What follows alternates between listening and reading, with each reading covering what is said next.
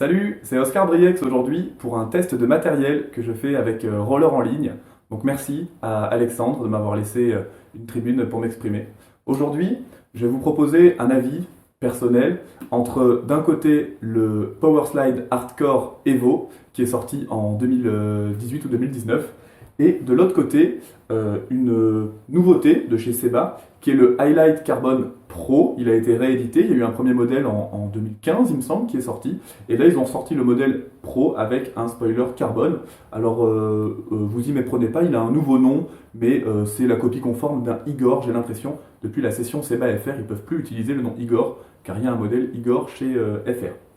Alors, ces deux patins qui se destinent à un usage pseudo-urbain, puisqu'ils sont tous les deux dans la gamme urbaine, que ce soit chez Seba ou chez Powerslide, et ils vont être très appréciables, notamment pour les disciplines freestyle, autour du slalom, du skate cross, pourquoi pas pour faire du saut, pourquoi pas pour faire du déplacement en skatepark, donc patins haut de gamme, polyvalent, coque carbone.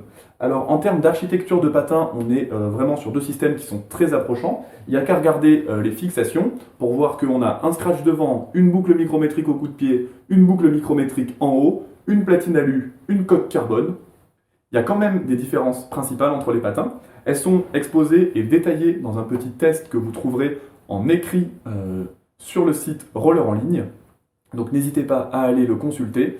Cette petite vidéo, elle va plutôt me servir à vous donner un retour sur mon ressenti personnel, ce que j'ai apprécié sur chaque modèle et à quel usage je les préconise.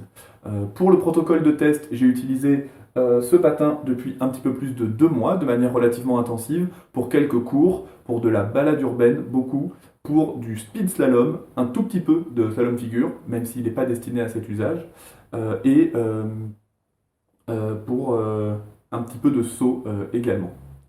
De l'autre côté, on a un patin que j'ai utilisé pendant quasiment 1 an et demi, énormément, à raison d'une quinzaine ou une vingtaine d'heures par semaine, car je suis moniteur avec l'équipe Roule, pour mon entraînement en speed, pour de la hauteur pure, pour du déplacement en skatepark. Donc ils ont eu vraiment les mêmes conditions tous les deux. Je tenais à comparer ce qui est comparable en prenant deux modèles qui sont en 3 fois 110 avec une platine relativement longue.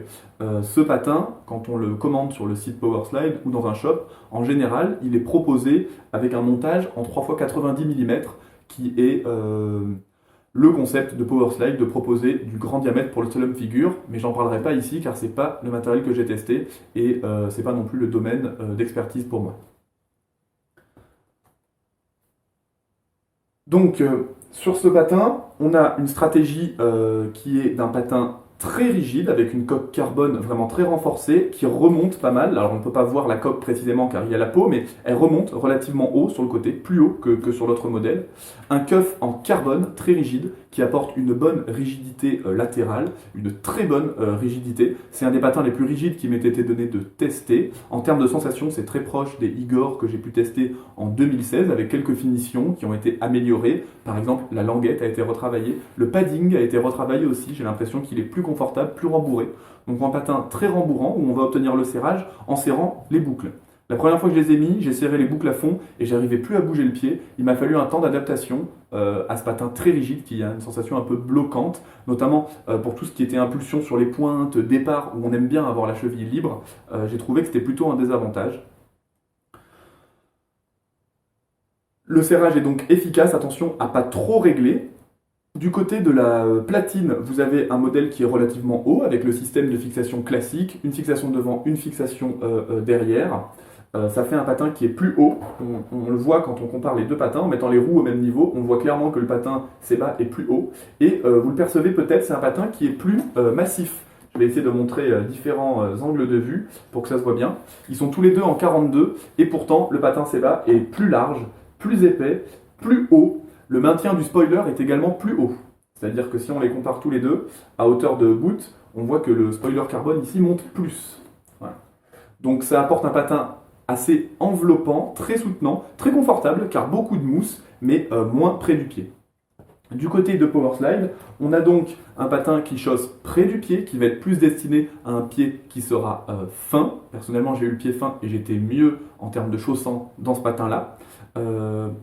Le thermoformage, qui est le concept de Power Slide, fonctionne à merveille. C'est un truc qui est presque révolutionnaire.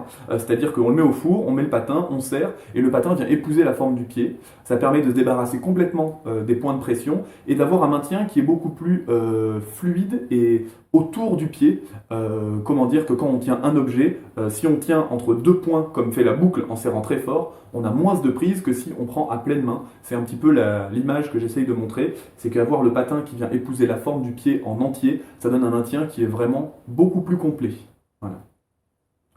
Plus de liberté de cheville sur ce modèle-là, avec un spoiler qui est plus bas, un spoiler qui est souple et une flexion avant qui est très bonne, alors qu'elle est un petit peu absente sur ce patin-là. Du côté de la platine, en termes de gamme, on est sur la même chose, la platine courte, urbaine, la plus haut de gamme de chez Powerslide, la Katana Rocker, donc, qui peut passer en banane. Alors bon, à mon sens, ça n'a pas trop d'intérêt en 110 mm, mais pourquoi pas. On peut la décaler de 2 mm en haut ou en bas. De l'autre côté, la platine Seba Speed, un peu haut de gamme, je crois que neuve, elle doit valoir 150 ou 160 euros, en aluminium extrudé, renforcé par des ponts, bonne rigidité. En termes de poids, les deux platines sont équivalentes. On appréciera le système Trinity chez Powerslide, qui a l'avantage de renfoncer la platine près de la voûte. On est plus près du sol, on a plus de sensations, on sent mieux le sol. C'est aussi dû au fait qu'il n'y a pas de semelle dans le patin, il épouse directement la forme de la voûte plantaire. Il est très près du pied, il est peu massif, il est plus léger également, et tout ça fait un patin assez minimaliste avec très bonne réactivité, un bon contrôle.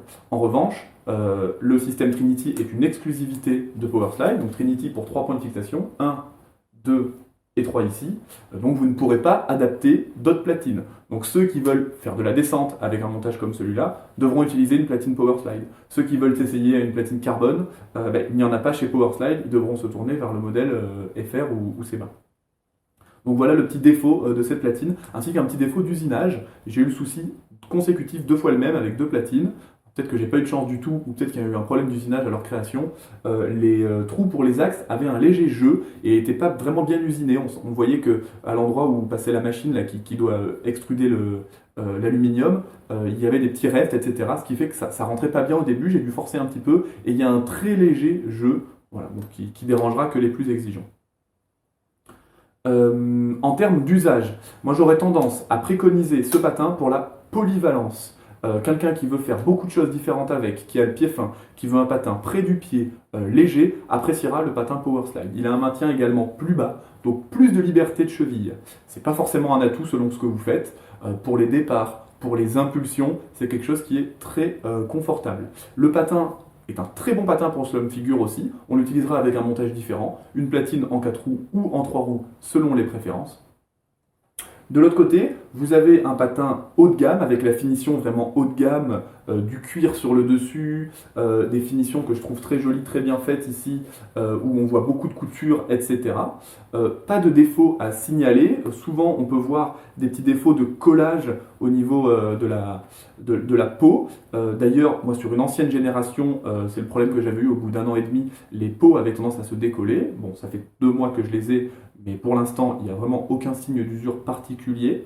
Un truc que je trouve un peu dommage, c'est que les boucles sont exposées ici. Donc on a un patin au début tout neuf avec des reflets carbone et tout super joli.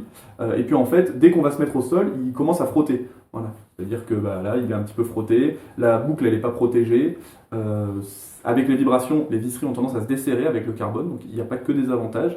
Ceci dit, rigidité exemplaire. Si ce que vous aimez, c'est du maintien, du rigide, c'est vraiment vers ce patin qu'il faut se tourner. C'est le plus rigide qui m'ait été donné de tester depuis que je patine.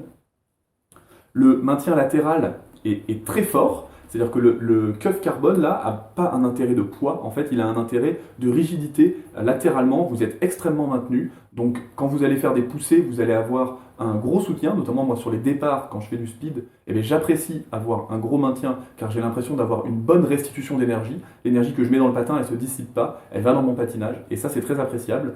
Une fois que je suis dans les plots, c'est un vrai rail. En plus, la platine est conçue pour le speed. Elle est relativement longue. Moi, personnellement, j'aime beaucoup les platines un petit peu plus longues car j'ai l'impression qu'on a plus d'assises au sol. Quand on pose un appui, on avance vraiment avec. Pour le slalom figure, pour tous ceux qui sont à haut niveau, qui font des figures très avancées, sur les pointes notamment, ça va être appréciable d'avoir un maintien aussi important.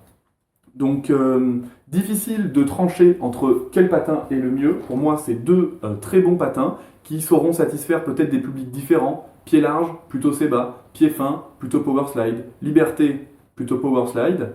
Maintien, rigidité, plutôt Seba. Visuellement, je laisse apprécier chacun. Moi, je trouve que graphiquement, ils sont réussis tous les deux, sachant que celui-là a un an de moins que celui-ci, qui a très bien vieilli. Les mousses n'ont quasiment pas bougé, donc longévité exemplaire chez Power Slide.